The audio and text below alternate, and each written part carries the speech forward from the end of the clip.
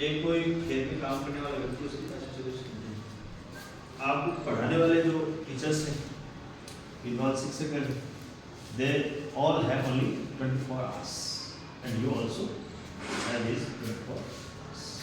You know, सबको पता है?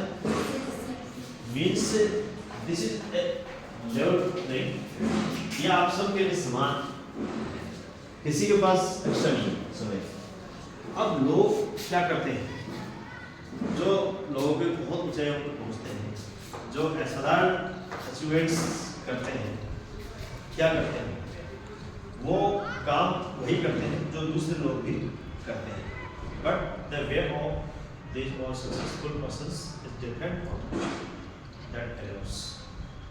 समझ में कि काम वो भी वही करते हैं, कौन सा, जो दूसरे साधारण लोग करते हैं कि फेल भी हो जाते हैं, जीवन में भी फेल हो जाते हैं, वैसा ही काम वही काम वो करते हैं, लेकिन उनका तरीका जो है उसका डिफरेंट होता है। आप लोगों को डिफरेंट जो है मेथड, डिफरेंट पाथ जो है आपको ड्रॉ करना पड़ेगा। हम समय प्रबंधन की बात कर रहे हैं, 24 घंटे में से कोई आदमी ऐसा कर सकता है कि 10 घंटे सोएगा, कितना अच्छा है, 10 घंटे तो सोएगा और जो है फिर 1 घंटा नींद उड़ाएगा उठने के बाद, है ना, ऐसे करते हो। और फिर जो है फिर चाय पानी लेके और 1 घंटे थोड़ा इधर उधर देखना, और उसके बाद जो है पढ़ना शुरू करेगा, या फिर मान लो स्कूल आ जाएगा। तो देखो कितने हो गए, 10 और 2 12, और फिर स्कूल आ गए और 4 घंटे वहाँ से लेंगे, 12 और 4 16 आवर्स, 16 घंटे चले गए। अब उसके बाद वो वापस आने के बाद फिर चलो खाना खाते हैं, देखते हैं मम्मी को बोलेंगे नहीं खाएंगे, कुछ और चाहिए, ठीक है, भूख भी लगी है और जो अंदर पड़ा है किचन में वो तो खाना नहीं है, और उसके बाद जो है आधा घंटा क्या खाना है उसको बताने में लगा देंगे, फिर घर वाले उस बात को सोचने में आधा घंटा खर्च कर देंगे, तो देखो कितना टाइम निकलेगा, 1 आवर निकल गया होगा, तो कितने हो गए, 17 निकल गए। अब वो फिर जो व्यवस्था करेंगे, या तो बना के देंगे, या बाजार का बहुत चलन हो रखा है तो बाजार से वो चीज़ मंगवाई जाएगी, उसके बाद में 1 आवर उसमें हो जाएगा। अब बचा गया 6 आवर्स, तो फिर 2 आवर्स 3 आवर्स पढ़ लिए, और फिर जैसे वापस डिनर का टाइम हो जाएगा, डिनर कर लिया और 1 आवर पढ़ लिए और फिर सो गए, फिर वो 10 मिनट का नींद आ गई। तो ये सारी चीज़ें ना, ये है बढ़िया मैनेजमेंट, बढ़िया है नहीं। दूसरी तरफ मान लो आपको अच्छा करना है यदि, तो आप ये भी कर सकते हो कि जैसे 7 आवर्स आर सबसे साथ में नींद लीजिए, और सबसे जो इम्पोर्टेंट थिंग है, नहीं आप 8 नहीं लो कोई दिक्कत नहीं है, क्योंकि 24 में से 8 निकलेंगे, लेकिन जैसे आप whenever you wake up you should be get up, मतलब जगते ही ना खड़े हो, यानी वेकअप तो अलग हो गया, आपकी नींद खुल गई, और गेटअप की बात आप बेड छोड़ दो। एक आप लोगों ने बहुत पहले सुना होगा, early to bed early to rise, get wisdom and wise, get health and wise, मैं बोल देता हूँ, ठीक है, early to bed early to rise, get health and wise. आप यदि जल्दी सोओगे और जल्दी उठोगे तो निश्चित रूप से आपका स्वास्थ्य भी बढ़िया रहेगा और आपकी बुद्धि भी जो है वो ज्यादा काम करेगी। और सबसे बड़ी बात यह है कि देखो कैसे ये बढ़िया रहता है, ये भी बता देता हूँ। 11 बजे सो के और जो 7 बजे या 7:30 तक उठते हैं, जनरली मुझे पता है आप सब लोग 7 से 8 घंटे की नींद लेंगे, ये तो जरूरी है। 7 आवर्स मिनिमम जो है वो मस्ट है, और मैक्सिमम आपको 8 आवर्स रखनी चाहिए स्टूडेंट, क्योंकि देखो मान लो अब पहले अलग चीजें थी कि बच्चा है सोने दो, अब वो चीज़ नहीं है, अब हमें बहुत सारी चीज़ें मैनेज करनी पड़ती है। तो आप मान लो 11 बजे सो के 7 बजे उठ के और 7:30 तक मान लो जैसे आप लाइन हो गए, तो उसके बाद में क्या है आपके ऊपर कई प्रेशर आ जाएंगे, प्रेशर इन द सेंस की वजह से स्कूल जाना है, अब 8 मान लो आपको 8:30 पे स्कूल जाना है, तो 7:30 पे उठने के बाद में आप ये सोचोगे भी नहीं कि मैं आधा घंटे पढ़ लूँ। बताओ सोचोगे? नहीं सोचोगे। ठीक है, 8:30 पे स्कूल जाना और आप 6 o'clock बैठे हुए उठ गए, तो अब आपके माइंड में ये चीज़ जरूर आएगी कि मेरे पास टाइम सफिशिएंट है, I have sufficient time so that I can use it for my study. आपके मन में ये आएगा। बताओ आएगा ना भाई?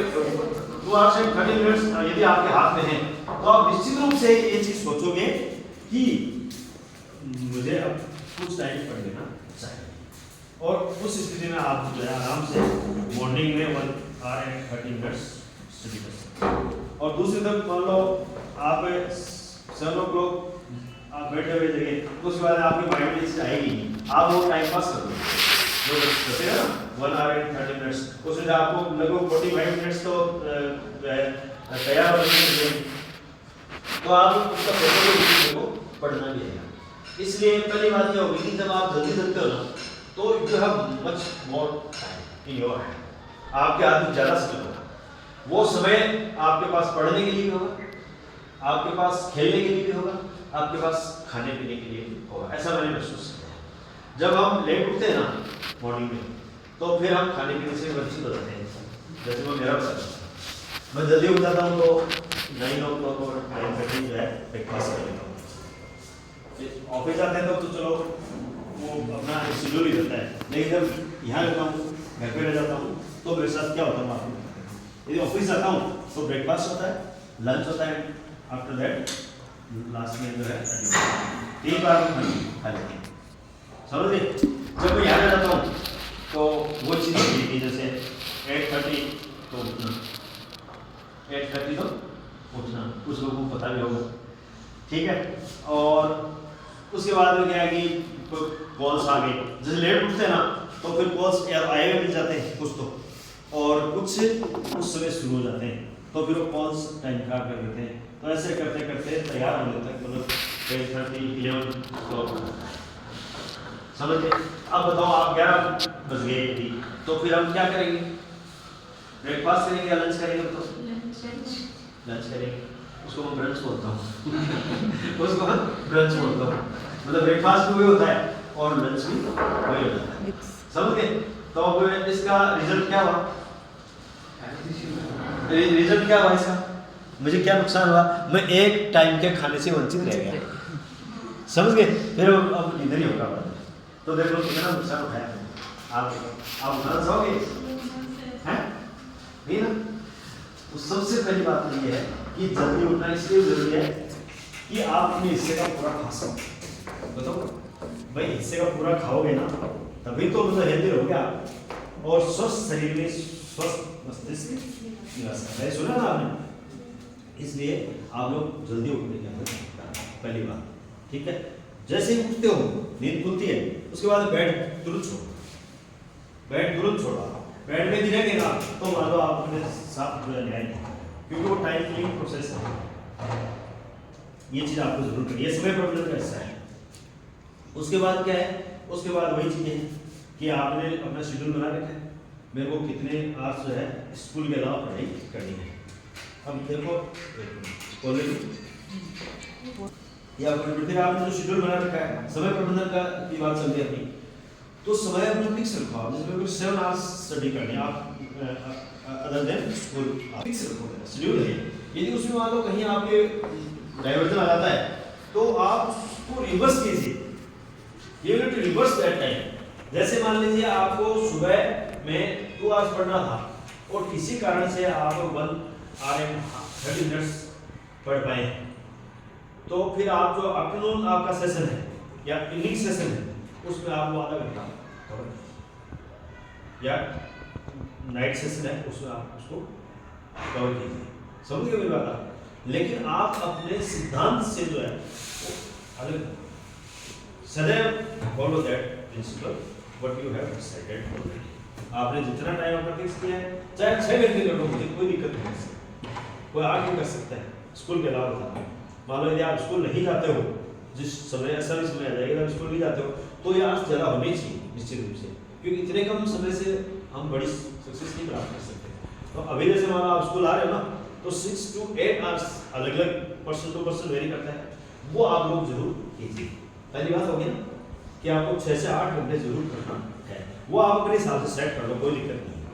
कोई 8 घंटे पढ़ सकता तो 8 कर लो, कोई 6 घंटे पढ़ सकता तो 6 कर लो, 7 वाला 7। समझ गए? करोगे? सब करोगे? कमिटमेंट होना चाहिए और ईमानदारी से होना चाहिए। ये आप मेरे से कोई प्रॉमिस नहीं कर रहे हो, बल्कि अपने आप से कर रहे हो। ये प्रॉमिस आप अपने आप से कर रहे हो, तो ये आपको मन में अभी निश्चित कर लेना है कि मुझे इतना टाइम जो है स्टडी को देना ही देना है। दूसरी चीज क्या है, मैंने कभी खेल कूद का विरोध नहीं किया। समझ गए मेरी बात? I never oppose, never protest games. I always support games because this is the most important and fruitful process for not only for your health but also for your intelligence. समझ रहे हो कि गेम्स जो है वो आपको स्वस्थ बनाते हैं और स्वस्थ शरीर ही नहीं बल्कि मन मस्तिष्क को भी स्वस्थ बनाते हैं। तो आप गेम्स से जुड़े रहो, मुझे कोई आपत्ति नहीं है, क्योंकि आप मान लो भाई एग्जाम डेज नहीं है तो आप क्या कितना करोगे, 2 घंटे पास कर दोगे, उनमें 2 घंटे खेलोगे, ये तो है ना। थोड़ा नजदीक एग्जाम आ गई तो 1 आवर खेलोगे और थोड़े आगे तो हाफ एन आवर खेलोगे, इतना ही था। तो उससे जो आप आधा घंटे आपने गेम्स को दे दिए, खेल लिया आपने, वो आपको तरोताजा कर देगा, ठीक है।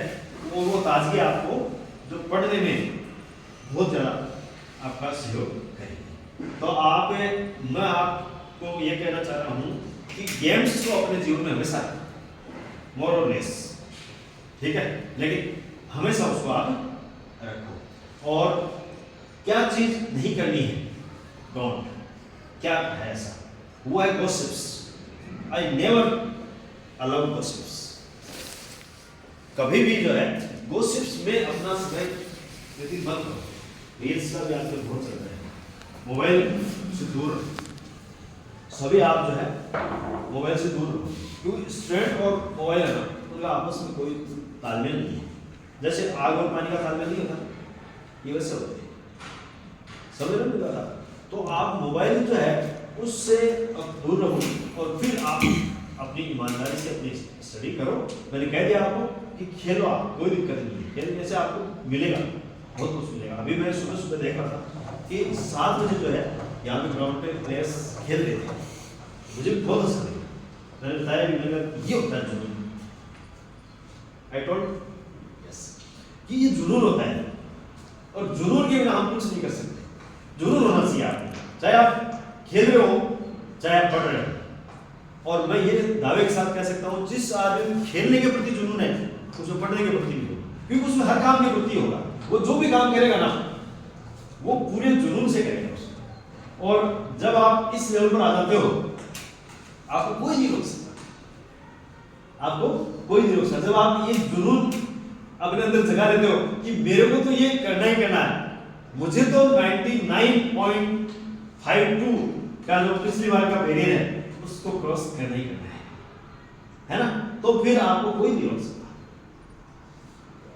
ठीक है ना। तो आप जुनून जगाइए, कोई भी काम करो आप जुनून से करो, चाहे कुछ भी खेल रहे हो तो भी वही बात है, चाहे कोई घर का काम कर रहे हो तो भी वही बात है, आप पढ़ाई कर रहे हो तो भी वही बात है। और टीचर्स को भी I want to give a message that आपको भी जो है ना ये चीज होनी चाहिए, आपको भी ये चीज होनी चाहिए। मैनेजमेंट को भी मैं ये मैसेज देना चाह रहा हूँ कि आप लोग जो भी काम करो ना वो जुनून से करो, उसमें कहीं कोई जो है वैक्यूम नहीं होना चाहिए।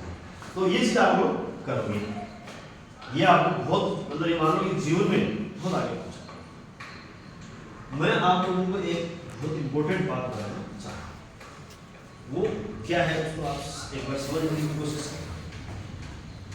आप यहाँ पे जितने 10-20-15 लोग बैठे, चीनी जानते हो सब, चीनी जानते हो सब, चीनी का भाव क्या है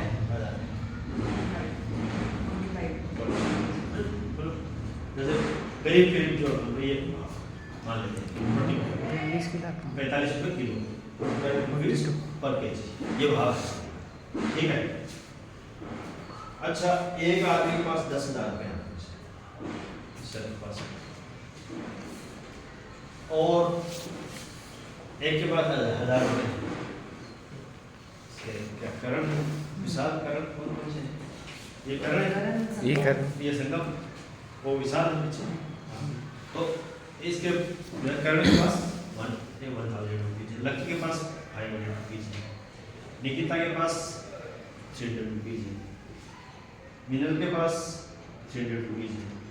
कोई कम मतलब मेरे पास 250 रुपीज है, मेरे पास 250 रुपीज। सब ध्यान रखना आप किसके पास कितने हैं। कितने हैं आपके पास? आपके पास कितने हैं? 10,000। आपके पास कितने हैं? और आई हैव ओनली 250 रुपीज। अब आप मेरे को ये बताओ कि 45 रुपए किलो की चीनी और 5 किलो चीनी लानी है। Who will fetch? कौन लेकर आएगा? हम सब में से कौन लेकर आएगा?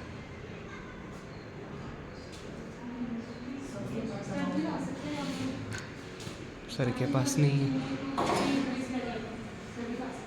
सभी ला सकते हैं। 10,000 रुपए वाला भी ला सकता है, ऐसे रुपए का गरीब आदमी भी ला सकता है। ला सकता है, हम ला सकते हैं ना। अब आप इस बात को याद रखिए। अब मैं मुझसे बात करता हूँ, आइंस्टीन का नाम सुना है?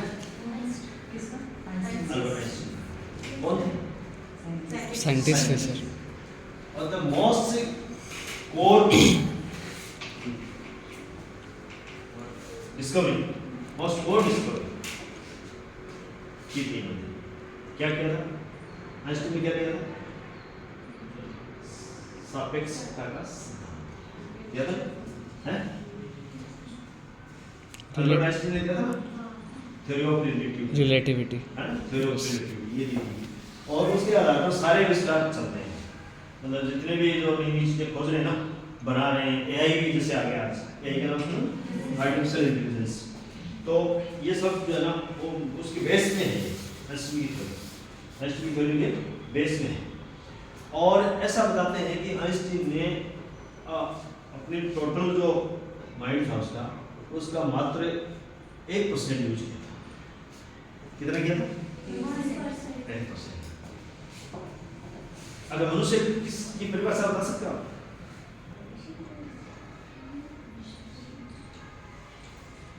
शॉर्ट में 3 शब्दों की कोई लाइन हो तो,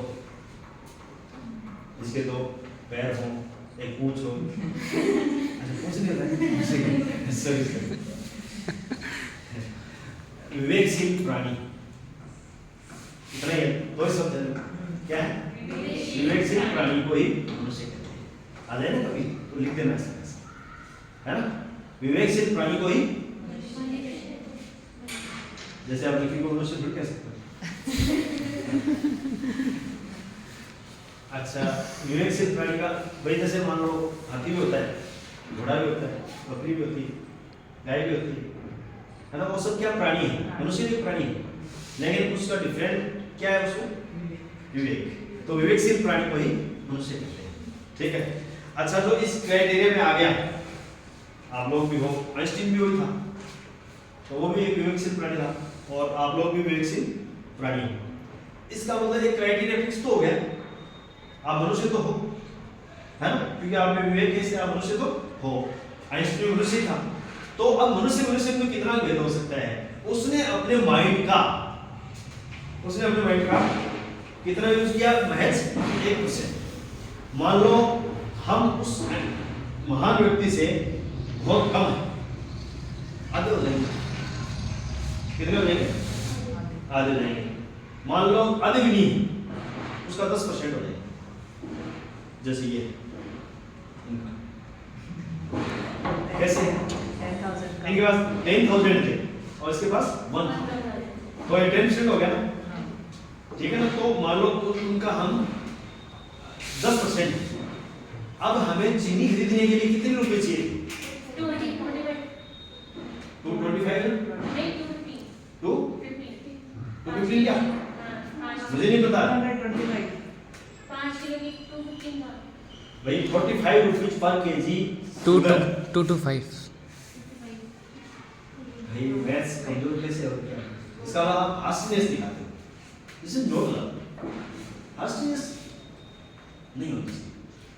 ठीक है, 225 रुपए चाहिए, है ना? 225 चाहिए, मेरे पास 250 थे, बोला सकता था, है ना? तो अब ये 10% है इसे, लेकिन ध्यान देना, आप आइंस्टीन का मान लो 10% हो, तो आइंस्टीन जितने आविष्कार करने के लिए मान लो अब आ जाते इंटेलिजेंट क्वेश्चन आईक्यू क्या जाते हैं, उसकी बुद्धि, उसने अपनी बुद्धि का 1% यूज किया, मान लो उसके पास 1000 आईक्यू था, अब क्यों आईक्यू लेना पड़ेगा, परसेंटेज से बाहर आ जाएगा। मैथ्स के विद्यार्थी हो सब, बताओ हो ना? तो आईक्यू की बात करेंगे, उस आइंस्टीन के पास 1000 आईक्यू थी और उसने 1% यूज की, तो कितनी आईक्यू यूज करी?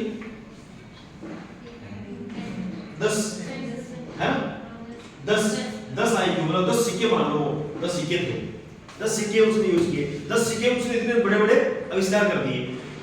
आपके पास जो है, आपके पास उसका 10% है, आइंस्टीन का कितना है? 10%। तो कितने आपके आईक्यू हैं? 100। आपको आइंस्टीन जितना महान व्यक्ति बनने के लिए कितने आईक्यू खर्च करने हैं? 10। ओनली 10।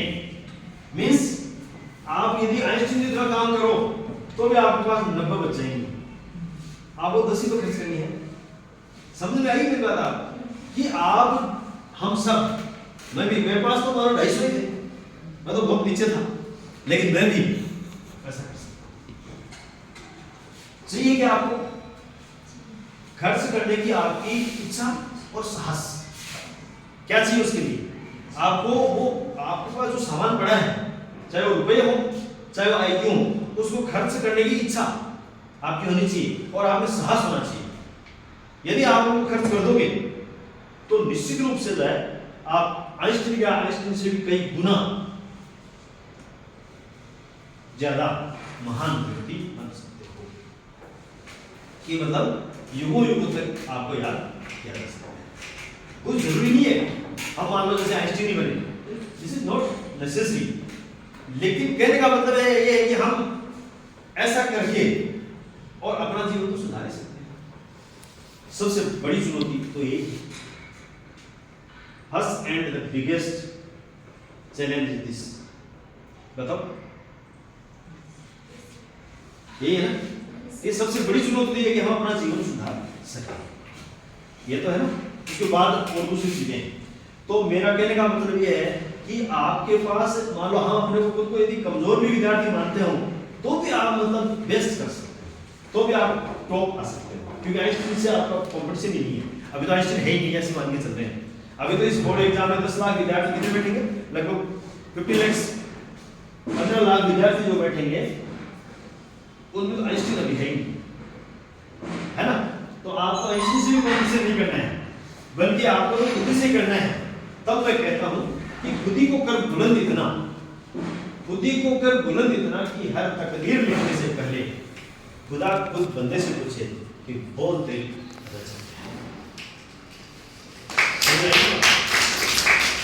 आपको ऐसा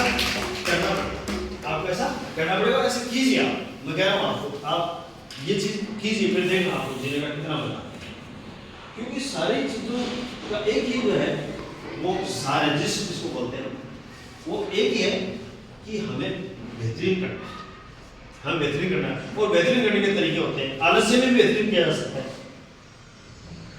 यानी के साथ भी बेहतरीन कर सकते हैं। देखिए बस यार आ गया यहाँ से। अच्छा, तो कहने का मतलब मेरा यह है कि आप एक कमिटमेंट करो, आज कमिटमेंट करो। आप बस किसी चीज की कमी नहीं है, मैं बता दिया, आप चीनी खरीद सकते हो 5 किलो, पूरी खरीद सकते हो, है ना? और चीनी खरीदने का मतलब समझ रहे हो आप? आज से आप चीनी खरीदने का मतलब समझ रहे हो, यहाँ से जोड़ के चीनी खरीदने का मतलब क्या है? आइंस्टीन जैसा काम करना, समझ गए? चीनी खरीद सकने का मतलब है कि आप भी आइंस्टीन जितने महान बन सकते हो, आप में एक कैपेसिटी है। ये बात बताना चाह रहा हूँ आपको, मैंने जो बताई ना बात, उसका सार ये है कि आप सब लोगों के पास इतना कुछ है कि आप लोग यदि ठान लो, सोच लो, साहस कर लो तो आप उतना बड़ा काम भी कर सकते हो। ठीक है, अब ये आप पे है कि आप कितना बड़ा काम करोगे। ये जितना करोगे उतना ही आगे बढ़ोगे। जो हमने समय प्रबंधन की अभी बात की, हमारे पूर्व राष्ट्रपति महामहिम डॉक्टर APJ अब्दुल कलाम ने, आप लोगों ने सुना है, उन्होंने इस चीज को बहुत चिंतन किया था कि कैसा युग है। हम आज का युग है उसको विज्ञान का युग बोलते हैं, ज्ञान और विज्ञान का युग है, टेक्नोलॉजी का युग है।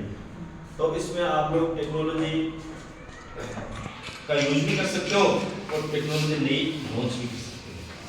करते हैं तो IIT के जो स्टूडेंट्स हैं वो कई मतलब ये आविष्कार किया है, रूड़की वालों ने ये किया है, खड़गपुर वालों ने ये किया है, बॉम्बे वालों ने ये किया है, ऐसे करते हैं ना। तो नई टेक्नोलॉजी का आविष्कार तो करते हैं, तो आप लोग भी ऐसा कर सकते हो। और सबसे बड़ी बात ये है कि जो मेन थीम है वो है नॉलेज। मेन थीम क्या है? नॉलेज। पूरा जो युग है इसको हम विज्ञान का युग बोल रहे थे, उसी को मैं ज्ञान का युग बोल रहा हूँ। जो today's era is era of knowledge, ये ज्ञान का युग है, ज्ञान का युग है। ज्ञान जिसके पास ज्यादा है वो आगे है। बताओ तो है नहीं है? ज्ञान वाला आगे है। कोई टाइम था जब जो बाहुबली आगे होते थे, और या फिर जो इस टाइम बाहुबली बोलते थे उनको, क्योंकि लाठी भाषा उसी में रहता है, तो उन लोगों का ज्यादा बोलबाला होता था ना, या जिसको शारीरिक बल ज्यादा होता था वो लोग आगे बढ़ते थे। सुना होगा आप लोगों ने, पहले जैसे मान लो कि अखाड़े होते थे, कुश्ती करके जो जीत जाता था उसी को राजा मान लेते थे, ऐसा ही होता था। और या फिर कोई और प्रकार का जैसे युद्ध हो जाता था, उसमें जो जीत जाता था मार काट करके